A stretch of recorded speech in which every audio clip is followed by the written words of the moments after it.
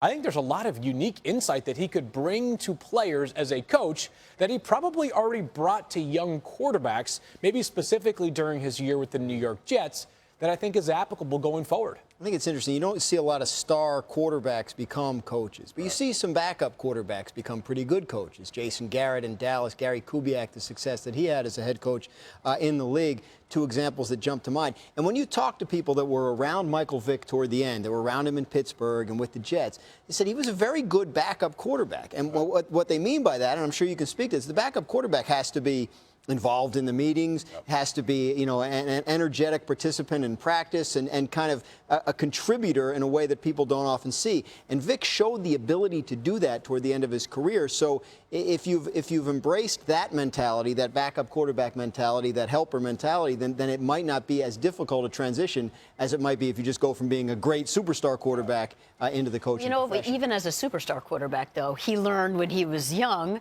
and maybe didn't have quite the work ethic he needed to have. Right. He learned about that along the way, too. It's about humility all over again. And you hear it in what he's saying. He's saying he's willing to work himself back into this. Right. And he's not going to take anything for granted. He's going to work himself into this. And to go back to what you're saying about a backup quarterback, one of the biggest assets you can have as a backup quarterback is to be a great locker room guy. And bring people together, whether it be O-linemen, running backs, the defensive side of the ball, you have to bring guys together. And I think he experienced that, and I think that's where he really probably felt the need of, I need to be more involved in my career. As a backup, he probably figured that out and said, listen, I want to get into coaching because of the times he's helped these players.